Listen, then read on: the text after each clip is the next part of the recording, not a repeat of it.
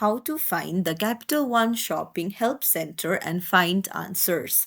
Hey everyone, welcome back to the channel. If you are new here, don't forget to hit the subscribe button and turn on the notification bell to not miss any updates. So in today's video, I'm going to show you how you can go to Help Center of Capital One shopping and then find the frequently asked questions and answers.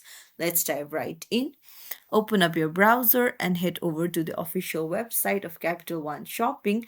Then on the right hand side, you can see help. Just tap on it and then a new page will open up, and here you can see all of the categories and questions with the answers. So you can tap on all FAQs and then find all of the frequently asked questions and answers. You can go to categories of your choice and then you can find subcategories and it will have all the answers to your questions.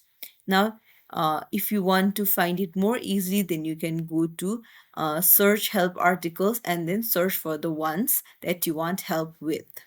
So that's it. If you found this tutorial helpful, don't forget to like the video and subscribe to our channel. Thank you for watching.